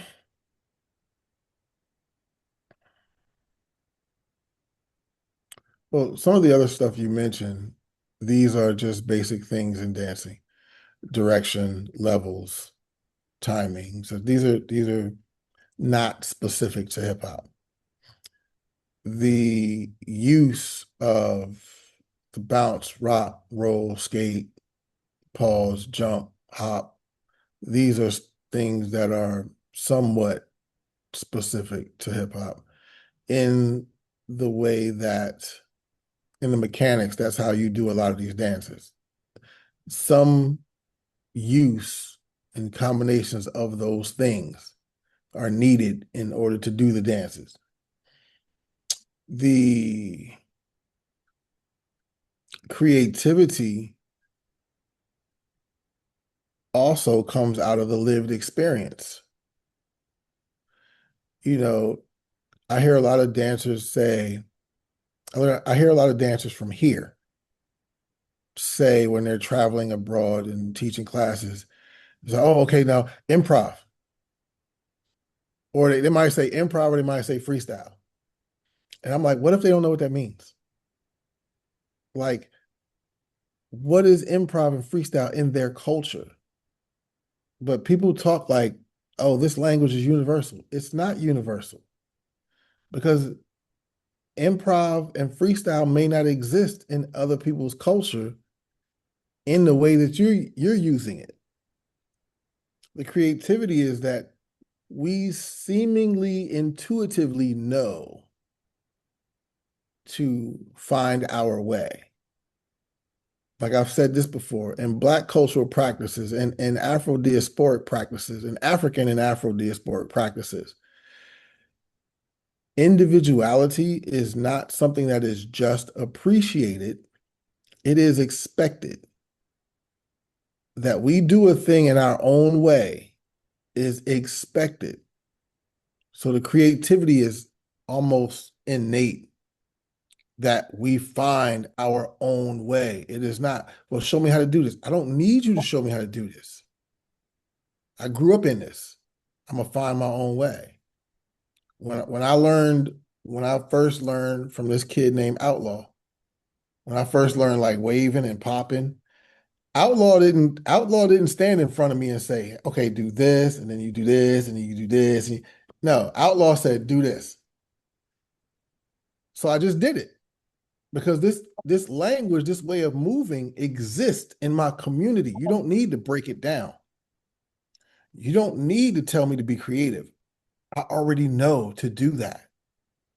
And so I think sometimes it's how do these things exist in other cultures and communities to tell them to do something that they don't normally do, but you think they do. There are, I was in Russia one time, really famous dancer from the States said to me that these Russian kids can't dance because he's trying to teach them what we do. And I was like, of course they can dance. I had just spent 30 minutes with them teaching me their folk dances that they grew up in school learning. So I'm like, of course they can dance. They don't move their bodies like we do. So you need to teach them how we move our bodies. There's a difference. And we don't often, that's not part of the conversation. The part of the conversation is like, well, they can't dance. They're not doing what I'm doing. Yeah, they're not from where we're from. They don't access their bodies in the same way that we do. So you have to break that down if you know how. If you're a good teacher, you can break that down. Some of these cats are amazing dancers. They're not as good as teachers as they think they are. Because to look at another group of people and say they can't dance and not consider that they have folk dances that they grew up learning that are traditional, of course they can dance. They just don't move their bodies like we do. But they can if you teach them and if you find the right language. So in the improv, in the being creative, You could be creative in a way where that creativity might resonate with someone else who is Ukrainian and they get it. They get where you're pulling from. Like we said earlier, subculture is extracting, is absorbing from primary culture. Your creativity is absorbing from your lived experience, where it may not make too much sense to me, or I might be looking like that's I don't that's interesting. I don't get it. But other people from your environment will get it. And so it's again, we have to understand what are our differences so that we can find the similarities and then get other people to understand, oh, this is where I'm coming from. It's this kind of approach. And but you also have like, what if you're from a community or a culture that doesn't celebrate improvisation, that doesn't celebrate individuality? What if you come from a culture that is more about conformity? And so the idea of society is like, no, you're not supposed to look different. In our culture, you don't stand out like that. You're supposed to follow the rule or follow the way. But you're coming with a whole other cultural idea that's all about individualism. Well, they're from a culture that's not about individualism. So if they've never been taught that, how do you get them to understand that they have power in that space, that they have a voice? Because now that's changing the cultural and social dynamic that they've been taught. You have to start like not from the dance, but from the concept of this thing. This is what we talk when we talk about the lived experience. It is that. And it's hard to get people to rate like, now jump in a circle and freestyle. And they're like, I don't know what do you mean? That like freestyle is not a part of my life. I don't get, they don't know what to do. And then they'll have and you can teach them a step, but they don't know how to go beyond that step. That's what has to be taught. That it has meaning, but you're always, no matter what culture you're from, you're going to move from your own intelligence. You're going to move from your own lived experience, and somebody else is asking you to move from their lived experience. And if they haven't taught you that difference and how to access that, then it's going to take a minute, or at least you can appreciate why they're struggling with it because you're thinking dance, it's about the culture. It's culture first. Again, you want to understand the culture? Study the dance and then the people. It's actually culture first. And we understand the use of culture through dancing. So now we're dancing and we start to understand culture. And now we're dancing, we got to understand the people. So again, you want to understand culture, start studying dance. And dance will show you how it connects to the culture. And then so now we're dancing. And you want to study the people, and the people are going to explain to you, you're going to learn how it connects to the dance, how the dance connects to culture. And that is the thought process. The people were brought up in an environment that taught them you are an individual to be valued. And you can have your own ideas. And yes, you can become famous and rich and you can do and travel and you can do your own, that's a thought process. You know, there was an experiment done some years ago where they asked a bunch of kids to look at a picture. And so, like, it was a school of fish here, but there was one fish here. And I'll have to find the study. I don't remember the whole study, but what I do remember is when they asked the Japanese kids to explain this picture of all these fish, this school of fish, but there's one fish over here. The Japanese kids said there's something wrong with this fish because it can't stay with the group. But Japan is about, you know, conformity, right? Japan is about follow the rules and this is the way and whatever. There's no individual. So when they asked the American kids, and these are kids, The American kid said this fish had to pull away from the group Mhm. in order for it to succeed. That is the type of thing when you start talking about creative, that is part of the conversation in learning dance. Because again, you're learning culture, meaning you are learning a way of life, a thought process around what life is and how you answer to life situations, how you express yourself to these lived experiences. You can't separate them. So the more you understand one, the more it asks questions about who you are as an individual. And so then you have to think, well, I come from a different culture. And what we have to understand is if I come from a culture that is about conformity, then I have to understand how to break out of that thought process and explore my individual creativity. And that I'm not worried about, well, what's right or what's wrong. There is no right or wrong when it comes to individual expression. There's no right and there's no wrong. Now, people can like how you dance, if we bring it back to dance.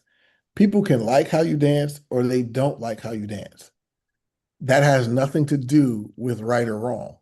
You still move from how music makes you feel and move, and then you express yourself. Now, mechanically in the technique, in order for my arm to bend, it has to be in a certain position. There's only so much I can do, right? I can't twist my arm all the way around. I know some people can, like bone breakers, can do that, but you can't typically just twist your wrist all the way in a circle. It doesn't, mechanically, the bones don't do that. It's a lot of illusion. But I have to um, understand what, like how I'm thinking and how I'm feeling. And so that when I express myself mechanically, I know what I can do and I can't do mechanically, what position my body has to be in to achieve something. If I want to jump high, I have to bend down to get the explosion out of my legs to jump high. I'm not going to jump high if my legs never bend. So mechanically, I know my skeleton has to do this to do that. So that's mechanics. But when I'm expressing how I feel good in how I'm moving. I'm enjoying myself. The music is speaking to me in a way that I want to move. And I do what my body can do. Whether you like it or not has nothing to do with me.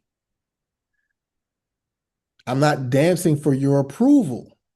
This is the other thing that I think is bad about competitions. In my opinion, when you get into a competition, three things are going to happen. You're either going to win, lose, or draw. None of those things matter because this person is judging me. And I enter the competition willingly saying, I am going to lay down my authority. I'm going to give it to you to judge me on how I'm dancing. So my dancing has to meet whatever you think. So whether you say win, lose, or draw, I don't have any argument. I know people like, well, the judges, and I'm about, you are the one who entered a competition that gave power to this person to judge you based on what they think the dance is and how it should look. So you actually have no say so in this matter. Now, are you dancing for their approval? No. Maybe in a competition because you're trying to win, but that's the problem. You have now said, here, you have authority over me and you can judge me. I've been in competitions and battles. Some I've won, some I've lost, but I never cared. I did it because it was fun. It has no power because I don't give it power. I dance the way I dance. I don't care if you like how I dance. I don't need your permission. I don't need your approval. I don't care. I care that I'm expressing myself. That's all that matters. So it these types of concepts. But if you come from a culture where you feel, or a community or even a family that doesn't value individual voice, that is looking for approval, then that concept is hard to get or maybe hard to appreciate. Can I interrupt you? Yeah. Like, but what if I come to competition to improve my like self-expression through hip hop dance? Uh, and when, for example, there are different, it doesn't even, I think, matter if it's choreography or freestyle. When there is a judge, when there are other competitors, and I compare themselves in terms of the decision of the judge, if I'm doing things in the frame of hip hop right or not. Their opinion. It's not how you don't improve by entering competitions. You improve by dancing. Competitions, you don't dance much in competitions. You really don't. You enter a competition and they pick top 16, top 8, top 4, top 2, and then a winner. Usually the top 16 is the prelims, which are like 40 seconds of dancing. So this person has judged you for 40 seconds. And then you have top 8, top 4, top 2, or top 8, top 4, which is like maybe a minute worth of dancing. A minute, 60 seconds, and you really have something to offer me in my dancing. And then you might get, if you make it to the finals, top 2, you might get 2 minutes each versus dancing all night in a club or, all day at an event. Maybe the event started at 12 o'clock in the afternoon and the event ends at 9 and you're just dancing. That's how you improve because you're now dancing with a body of people. You see what you're doing, you feel what you're doing, you find inspiration in other people, you pull from that inspiration, you add that inspiration into your movement, and you continue dancing and playing and discovering who you are, how you want to be better. The moment you ask someone else, it's their opinion. Always. And that's not wrong because maybe you value their opinion. So you can ask them and they'll hopefully give you some good advice. But it's not the competition that increases your dancing, it's the dancing, just dancing, Uh, practice. I see that approach, like it's kind of like ideal. It's a nice approach, but in the world when there are people who, for example, just want to make money or just want to make status, Yeah. they can say things that are different from a reality, or their opinions, for example, are just uh, they may be not profound, not as profound as they could be, and when there is time when you can say, okay, that is opinion of a person who doesn't know, or that that's a person who has opinion which is based on a certain experience. I don't know if I am asking it for myself. Maybe it's for people with a different level of knowledge and different purposes in their way of dance way. I don't know if there's a question in there or not, but I could care less about a battle or a competition. And I yeah, battles and competitions have zero value to me. Like zero. I do it for fun. And it doesn't mean anything to me whether I win, lose, because competitions don't define me. They don't stop me from working. They don't stop me from doing anything. Me as an individual, I control my value, not the fact that listen, I've never danced on Just the Boo stage. I've never won Just the Boo. And I will get pulled to do jobs, to teach jobs, to do whatever, just as much, probably more than anybody that's ever won Just the Boo, because I set the value of my life. And it's by what I offer to people. I can dance my ass off, but it's not, my value is not solely based around my dancing. Okay. So the competitions don't do, I hate them. I hate them. They're good for bringing people together. I love that part about it. But the actual, like, okay, let's battle now. They I spoil hate. everything of like a dance in itself because they separate like winner loser and people don't I unite. hate But, it. yeah. I hate it. This is why people are like, you don't come to events. Yeah, because y'all having battles. If you had a party, I'm coming. If the music is good. But I don't want to, like, I'm a dancer. I want to dance. I don't want to watch you dance. Not all day. I want to spend all day watching y'all go through 16 people and some battles 1,000 people. Are you kidding? I don't want to sit around for this. I could care less who won a battle. Like, so what? I've seen people win battles and get smoked after they won in a circle. They're meaningless to me. And that's just me. I get other people like, oh, they come together. I'm like, I would rather come together and just party and hang out.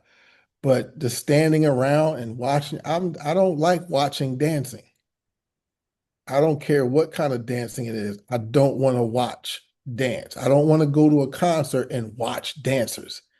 I don't want to go to a battle and watch dancers. I don't want to go to a hip hop show and watch dancers. I am a dancer, so I want to dance. I don't want to watch it.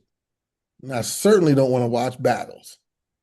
That's the worst, that's the biggest waste of my time ever, Okay. respectfully.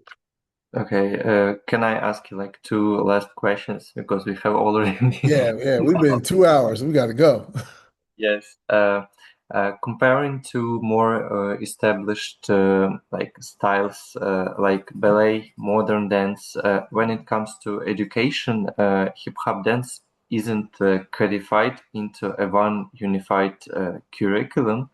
How to make a hip hop course from one hand authentic, structured, but from other hand leave space for students to express themselves through the information you give them. Like, do you have any tips for that? I do not. I do not have tips for that. We're still trying to figure that out because it's really hard because hip hop is not, ballet was defined by a few select people that came together and said, this is what it is. Now, you've had other people over the years who looked at it and decided to go in a slightly different direction. But in hip hop, we still value the community. This is created by communities of people. So there's no one authority in it. And coming up with a system, if I mean, I guess if that system speaks to New York, but Atlanta could be like, well, that ain't what we do. So you're going to exclude Atlanta, and no one person or one group of people can speak to an entire nation of people as to what the thing is. They don't agree. You can't get people in New York City, the birthplace of hip hop, to agree on what it is.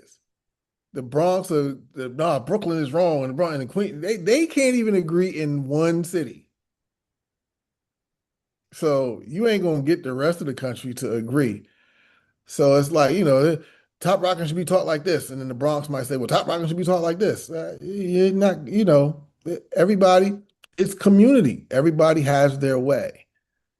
And that's the thing. Everyone has a voice and an approach to do it. And we're individuals, so we may not all agree. How do you structure that for a course? You have to figure out a way to do it. And I don't necessarily think I think can be done, but the value that people have for the community, I think is the thing that stops them from doing it. Because you don't want to come off saying, you don't want to come off like a dictator, like, no, my way is right. And this is the one way to do it. No, there's multiple ways to do it. And if that's expressed, then you go ahead and do your thing. But I think there's a lot of appreciation for the community. I have a certification program to teach people how to teach hip hop. I created it 20 years ago. Between 2001 and 2003, that's when I developed it. I never released it. I am thinking about releasing it now because I've gotten to a space where I kind of understand what it is and what I'm doing and why it's not situated on hip hop specific. What I'm doing is situated on Black social dance, and hip hop fits within that. So I'm like, I might release it. Um, but yeah, it's a I don't think we've gotten a solid answer So on what to do. I see like as a solution to it is just try to make this kind of a structure or curriculum for yourself and to consult with someone from cultural environment if it's okay, I guess. Like it's I kind of don't even like if it's done in America, yeah. If it's done in other countries, I don't know. No. If America hasn't done it, no other country should be doing it because they not us and they I don't get us.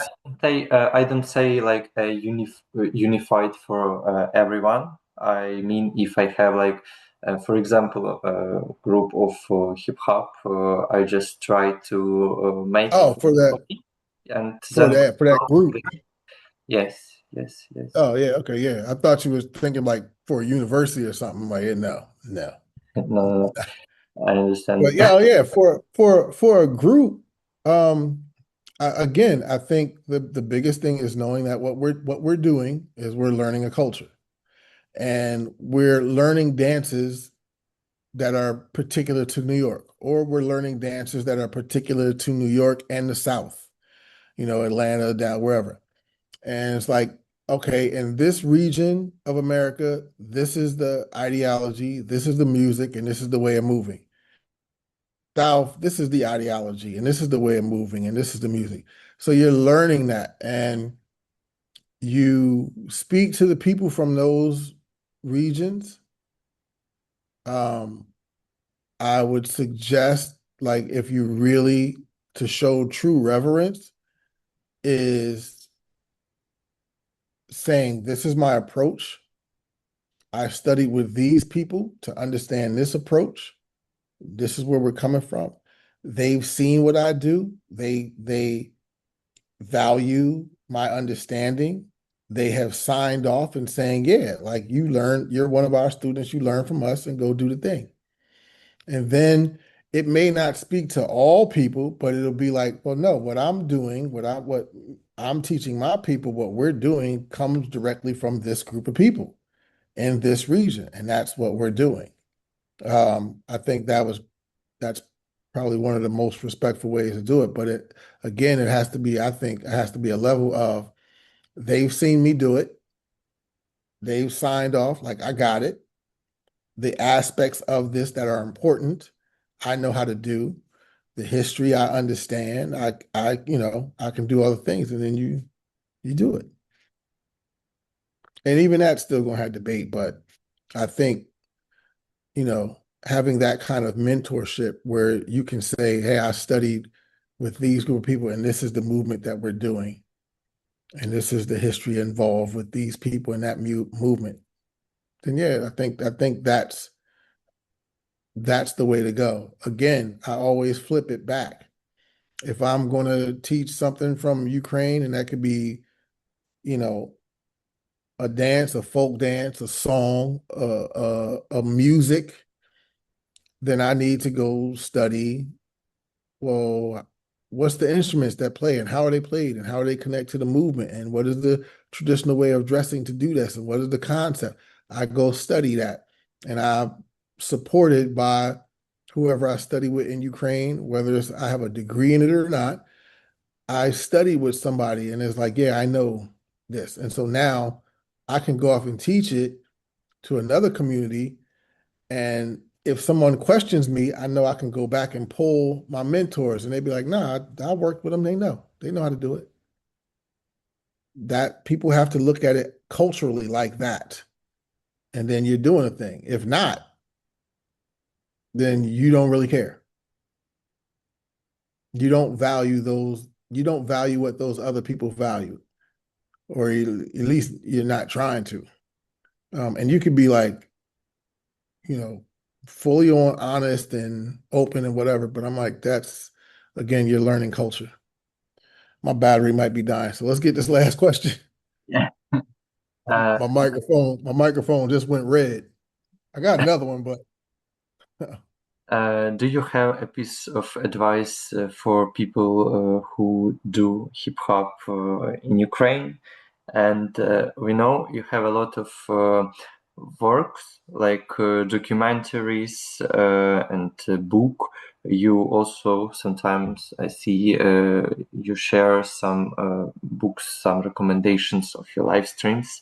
But for our audience today, like who sees it, for me also personally, could you share some books that you can recommend on hip hop or maybe on hip hop dance, hip hop culture, some videos to watch, or could you recommend some people to connect with to explore hip hop dance more? I would be very grateful if you could like tell about it or name it or name someone. if you're going to learn stuff in California, I would recommend Ali Shabazz, Legendary from Soul Brothers. I'm not sure how he has his name on Instagram, but it's Ali uh, Shabazz, or probably just Legendary um, on Instagram. I'm not Help sure. me how it spells. I can send you his link from Instagram. Um, of course, uh, for New York, anybody in Mop Top, reach out to them. Anybody in Dance Fusion, reach out to them. They're active. There are definitely a plethora of other people in New York City you can reach out to, but they're highly active. Um, Violetta in New York, Tweety in New York. Um,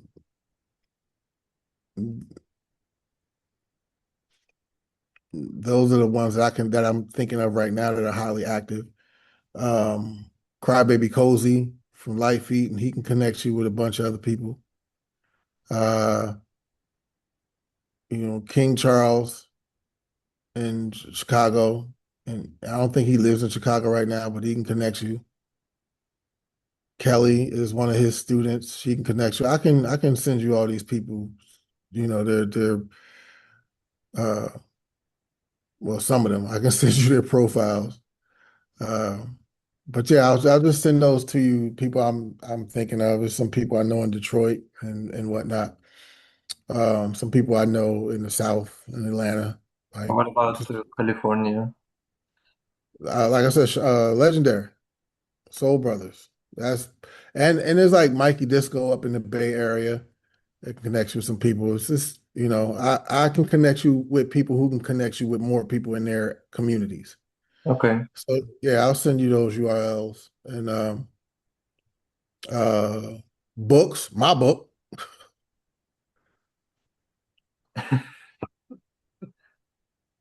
Yeah, my book's always a good one. I know, yeah. Uh, yeah, this is not bad. Um, that unfortunately, it's not a lot of dance books. Not like for the dance. I think Joe Slosh's book Foundation is good for breaking. In my opinion, that is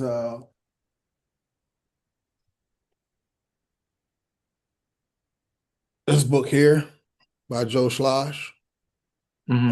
It discusses breaking. I think it's pretty good. Um, if you want to understand about the culture, I would say Rob Swift's book, um, The City of Hip Hop. Actually, if you tune in tomorrow, I'll be going live with Why Not. We're gonna be talking about some books on hip hop. So it'll be 8 a.m. my time. Um, Definitely get Fat Five Freddy's book. Everybody is fly. Um, a good book on hip hop music is this book. It's a good book on hip hop music. Um, if you want to go more academic in your study, this book, I have an article in here as well. Mhm. It just came out.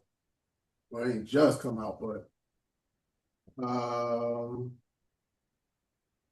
and like films, Freshest Kids for breaking, Founding Fathers for DJing, Scratch, Sample This is a really dope. Talks a little bit about breaking, but Sample This is actually about sampling. Um, I could probably just send you some more ideas and things I can think of right now. But Okay. and if like understanding hip hop culture, in my opinion, is studying Black culture first. That information, once you learn the deep-seated primary cultural things, then it makes hip hop make sense. It's like, oh, that's where that's coming from?